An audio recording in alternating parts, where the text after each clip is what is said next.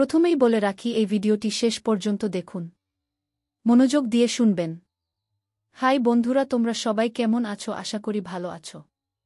বন্ধুরা, এই গল্পে ডুব দেওয়ার আগেই বলে রাখি লাইক শেয়ার করতে ভুলবেন না এবং আমাদের ইউটিউব চ্যানেলে প্রতিদিন দুপুর 2টায় ও সন্ধে 7টায় ভিডিও দেখতে হলে চ্যানেলটি এখনই সাবস্ক্রাইব করে বন্ধু হয়ে পাশে থেকো। বন্ধুরা, আজ তোমাদের জন্যে একেবারে নতুন কড়াকড়ি ভিডিও নিয়ে চলে এলাম। আশা করি শেষ অবধি শুনলে তোমাদের ভালো লাগবে। তাহলে চলো বন্ধুরা। মোহিত সরকার, বয়স 55 বছর, সম্ভ্রান্ত পরিবারের কর্তা। সুদর্শন, সুঠাম দেহের অধিকারী, চুলে সামান্য পাক ধরেছে। ব্যক্তিত্ববান, কিন্তু মনের দিক থেকে একাকী। এদিকে অর্পিতা, 26 বছর বয়সী, প্রাণরসে ভরা উদ্যমী এক মেয়ে, যে একবার তাকাবে চোখ ফেরাতে পারবে না। সদ্যবিবাহিত, সৌন্দর্যের মাধুর্যে ভরা, মাঝারি গড়ন, টানা টানা চোখ। বিবাহিত জীবনে অসুখী, কারণ স্বামী অমিত, ব্যস্ত ও অবহেলাপূর্ণ। ড্রয়িং রুমের বড় জানালার পাশে দাঁড়িয়ে আছেন মোহিত সরকার। বাইরে বৃষ্টি পড়ছে টিপটিপ করে। একটা সিগারেট ধরিয়েছেন, কিন্তু সেটা প্রায় নিভে এসেছে। এক গভীর চিন্তায় ডুবে আছেন তিনি। এমন সময় ধীর পায়ে এসে দাঁড়ায় অর্পিতা। পরনে হালকা নীল রঙের শাড়ি, চুল ভেজা, চোখে এক ধরনের বিষণ্ণতা। অর্পিতা নরম গলায় বলল, বাবা, আপনি কিছু ভাবছেন? মোহিত চমকে বলে, আরে না। এই তো, তুমি কিছু বলবে? অর্পিতা হাসতে চেষ্টা করে, কিছু না, আপনার সঙ্গে একটু বসতে ইচ্ছা করছিল। মোহিত আসন দেখিয়ে বলে, এসো বসো। অর্পিতা এসে বসে পাশের সোফায়। একটা চাপা নীরবতা। শুধু ঘড়ির টিকটিক শব্দ শোনা যায়। অর্পিতা একটু ধীরে বলল, বাবা, আপনি কি কখনো একা অনুভব করেন? মোহিত চমকে তার দিকে তাকান। মেয়েটার চোখে এক অদ্ভুত আকর্ষণ, একরকমের বোঝানোর আকুতি। মোহিত গম্ভীর স্বরে বলে উঠল, কেন এই প্রশ্ন? অর্পিতা নিঃশ্বাস ফেলে বলল, কারণ আমি নিঃসঙ্গতা মনে করি। মোহিত কিছু বলেন না। জানালার বাইরে চোখ রাখেন। বৃষ্টি যেন আরও ঘন হয়ে এসেছে। বাসার বারান্দা, রাত 11টা। মোহিত সরকার একা বসে আছেন বারান্দার এক কোণে। একটা পুরনো গান বাজছে আস্তে আস্তে। আমার প্রাণের মাঝে সাজানো বাগান। হাতের সিগারেটটা প্রায় শেষ, কিন্তু তিনি সেটা খেয়ালই করেননি। হঠাৎ পেছন থেকে এক নরম কণ্ঠস্বর শোনা যায়। অর্পিতা বলল, বাবা, এত রাতে একা বসে আছেন কেন? মোহিত ধীরে ধীরে মুখ ঘুরিয়ে তাকান। অর্পিতা একটা পাতলা শাল জড়িয়ে দাঁড়িয়ে আছে। চুল খোলা, চোখে মুখে কেমন একটা অদ্ভুত বিষণ্ণতা। মোহিত বলে, ঘুম আসছিল না? তুমিও তো? অর্পিতাও বলল মৃদু হেসে, আমারও ঘুম আসছে না। সে এসে পাশে বসে। এক মুহূর্ত নীরবতা। বাতাসে বৃষ্টির গন্ধ, আর কোথাও দূরে একটা রাতজাগা পাখি ডাকছে। অর্পিতা ধীরে বলল, বাবা, আমি কি আপনাকে কিছু বলতে পারি? মোহিত গম্ভীর স্বরে বলে, বলো। অর্পিতা একটু থামে, তারপর নিচু স্বরে বলে, অর্পিতা, আমি সুখী নই। মোহিত চুপ করে থাকেন কিছুক্ষণ, তারপর দীর্ঘশ্বাস ফেলেন। মোহিত বলল, কেন? অর্পিতা বলল, অমিত আমাকে সময় দেয় না। আমাদের বিয়ের 1 বছর হল, কিন্তু সে যেন সব সময় কাজে ডুবে থাকে। আমার কথা ভাবে না, আমার অনুভূতি বোঝে না। মোহিত কিছু বলে না। শুধু চুপ করে মেয়েটার দিকে তাকিয়ে থাকেন। তারপর ভাবল, এই মেয়েটা তার বাড়িতে এসেছে বউ হয়ে, অথচ 1 বছরেই তার চোখে এত শূন্যতা কেন? অর্পিতা চোখের দিকে তাকিয়ে, বাবা, আপনি তো বুঝবেন। একাকিত্ব কাকে বলে, তাই না? মোহিত অস্বস্তি বোধ করেন। কিন্তু মেয়েটার কথাগুলো যেন তার মনের গভীরে কোথাও ধাক্কা দেয়। মোহিত চোখ সরিয়ে বলল, রাত অনেক হল, ঘুমাতে যাও অর্পিতা। অর্পিতা কিছুক্ষণ চুপ করে থেকে উঠে দাঁড়ায়। যাওয়ার আগে একবার মোহিতের দিকে তাকায়। সেই দৃষ্টিতে একটা অদ্ভুত আকর্ষণ, একটা না বলা কথা। মোহিত সেটা অনুভব করেন, কিন্তু নিজেকে সামলে নেন। মোহিত সরকার ধীরে ধীরে ছাদের রেলিং ধরে দাঁড়িয়ে আছেন। রাতের ঠান্ডা বাতাস গায়ে লাগছে, কিন্তু ভেতরের অস্থিরতাটা যেন কিছুতেই কমছে না। পেছন থেকে আস্তে আস্তে অর্পিতা উঠে আসে। একটা সাদা শাল জড়িয়ে আছে, চোখে মুখে একটা চাপা ভাব। অর্পিতা নরম স্বরে বলে, বাবা।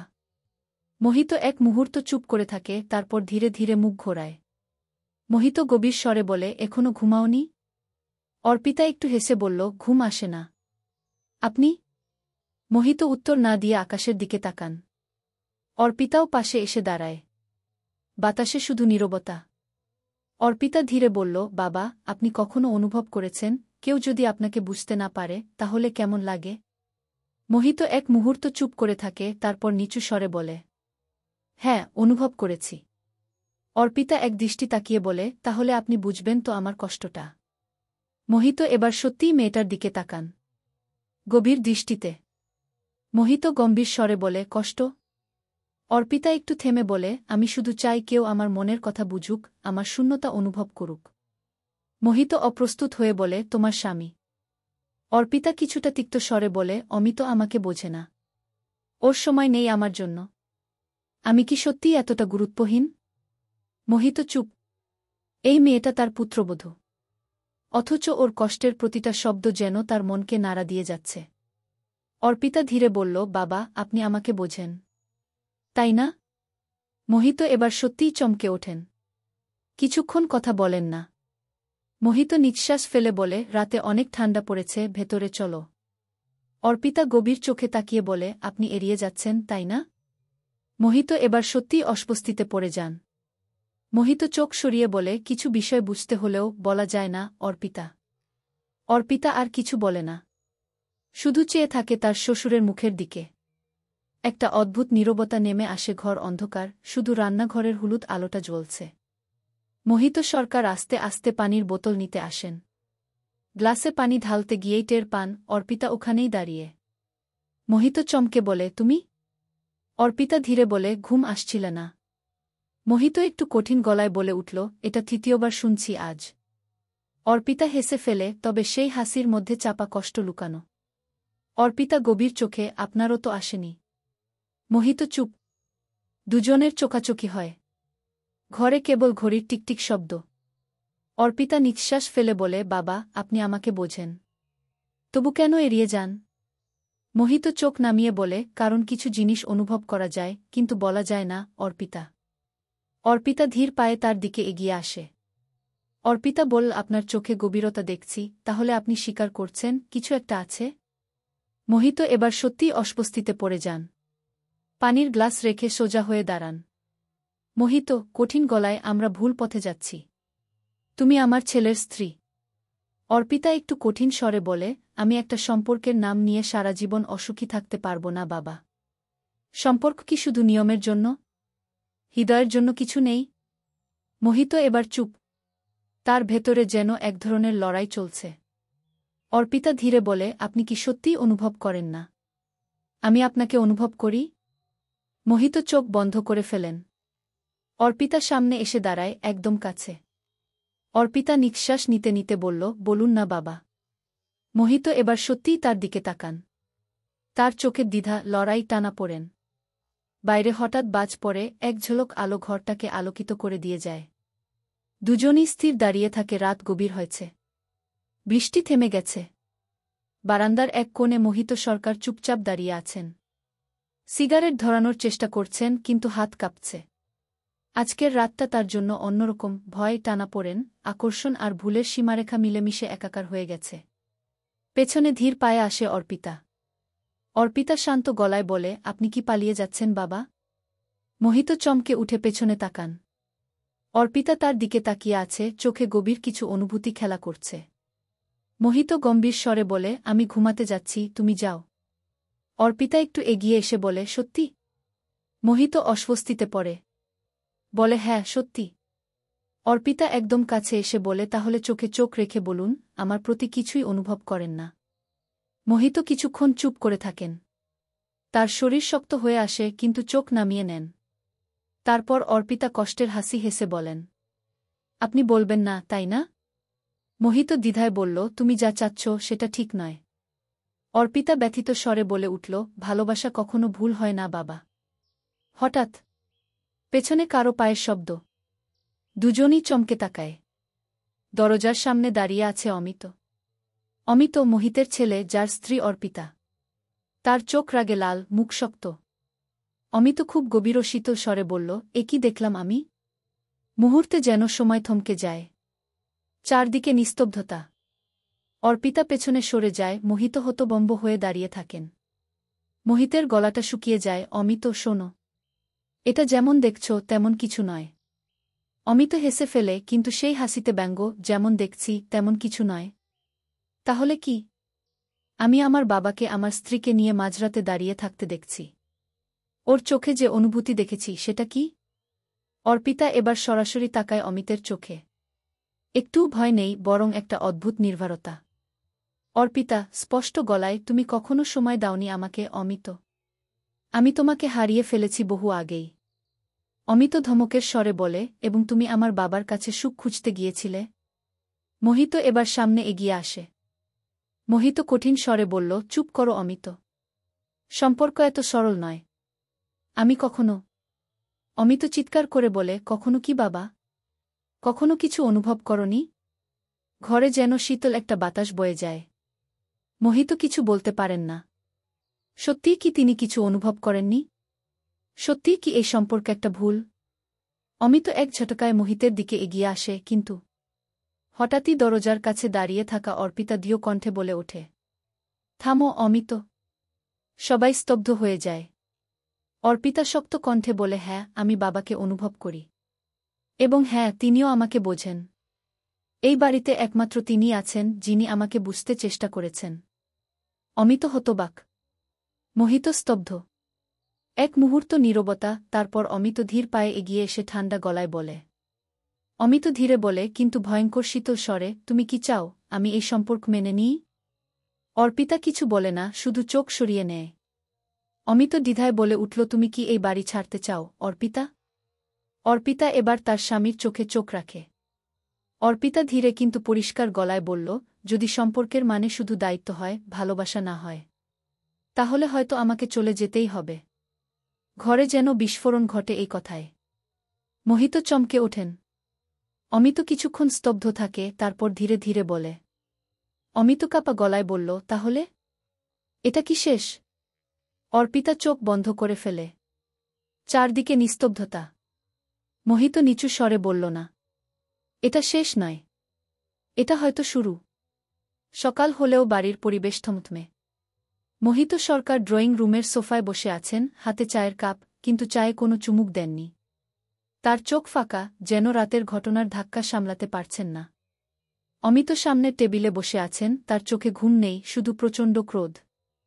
অর্পিতা ধীর পায়ে ঘরে আসে। মুখে ক্লান্তির ছাপ, তবে চোখে অদ্ভুত এক স্থিরতা। অমিত ঠান্ডা গলায় বলো, তুমি কি ভাবছ আমি চুপচাপ বসে থাকব? অর্পিতা স্থির স্বরে বলল, তুমি যা মনে করো। অমিত হাসে, তবে সেই হাসিতে তীব্র ব্যঙ্গ, তুমি কি ভাবছ আমি এতটা দুর্বল?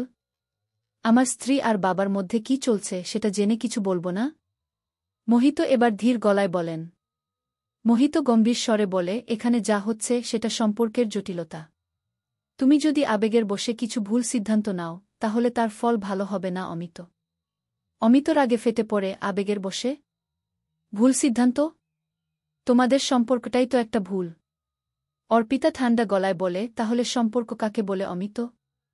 যেখানে কোনো ভালোবাসা নেই, শুধু একটা নাম। সেটাকে তুমি ঠিক বলো। অমিত উঠে দাঁড়িয়ে বলে, সম্পর্ক মানে দায়িত্ব, মানে সামাজিকতার নিয়ম। তুমি কি মনে করো এই সমাজ আমাদের এভাবে মেনে নেবে? মোহিত দৃঢ় স্বরে বলে, সমাজের কথাই যদি বলো, তাহলে সমাজ কি তোমার স্ত্রীকে একা থাকার অনুমতি দিয়েছে? তাকে সুখী করতে পেরেছ তুমি? অমিত এবার থমকে যায়। কিছু বলার ভাষা খুঁজে পায় না। একটি ধাক্কা। দরজার বাইরে কারা যেন কথা বলছে। এক মুহূর্ত পরই মোহিতের স্ত্রী, অর্থাৎ অমিতের মা, বাসায় প্রবেশ করেন। তার মুখ কঠিন, চোখ জ্বলছে। মোহিত চমকে ওঠেন। অমিত হাসে, ঠান্ডা গলায় বলে। অমিত ব্যঙ্গাত্মক স্বরে বলে, এবার দেখো বাবা, সত্যের প্রকাশ হতে চলেছে। মোহিত উঠে দাঁড়ান। তার স্ত্রী সরাসরি তার দিকে তাকিয়ে আছেন। মোহিতের স্ত্রী কঠিন স্বরে বলল, এটা আমি বিশ্বাস করতে পারছি না মোহিত। তুমি তোমার ছেলের স্ত্রীকে ভালোবেসেছ? পুরো ঘর নিঃশব্দ হয়ে যায়। অর্পিতা এবার শক্ত গলায় বলে ওঠে। অর্পিতা চোখে অশ্রু নিয়ে বলে, আমি শুধু একজন মানুষ হতে চেয়েছি, সংসারের এক নিঃশ্বাসহীন প্রতিমা হতে চাইনি। যদি কেউ আমাকে বুঝতে পারে, আমাকে সম্মান করতে পারে, তাহলে সেটা অন্যায়? মোহিত স্তব্ধ। তার স্ত্রী এবার সামনে এসে দাঁড়ান। মোহিতের স্ত্রী কাপা গলায় বলে, তুমি কি সত্যি এই সম্পর্কটাকে একটা নাম দিতে চাও মোহিত? তুমি কি সত্যি এই বয়সে নিজের ছেলেকে ভেঙে দিতে চাও? মোহিত এবার সত্যিই দ্বিধায় পড়ে যান। অমিত এবার ব্যাগ থেকে একটা ফাইল বের করে টেবিলে ছুঁড়ে দেয়। অমিত ঠান্ডা স্বরে বলে, ডিভোর্স পেপার অর্পিতা। তুমি যদি সত্যিই চলে যেতে চাও তাহলে স্বাক্ষর করো। তারপর আমার বাবাকে নিয়ে তুমি যেখানে খুশি চলে যাও। অর্পিতা এবার হতবাক হয়ে যায়। ঘরে এক অদ্ভুত চাপা উত্তেজনা। মোহিত এবার কাপা কণ্ঠে বলেন। মোহিত অবাক হয়ে, এত দূর ভাবলে তুমি অমিত? অমিত গভীর শীতল স্বরে বলল, তুমি যদি আমার বাবা হতে পারো তাহলে আমি তোমার ছেলে হতে পারব না? এক মুহূর্ত স্তব্ধতা। অর্পিতা এবার ধীর পায়ে ফাইলটা হাতে নেয়। সে কি সই করবে? সে কি সত্যিই মুক্তি চাইছে? বন্ধুরা, আজ এখানেই শেষ করলাম। এই গল্পটির পরবর্তী অংশ আগামী পর্বতে পাবে। বন্ধুরা, ভিডিওটি ভালো লাগলে লাইক, কমেন্ট, শেয়ার করে চ্যানেলটি সাবস্ক্রাইব করে পাশে থেকো।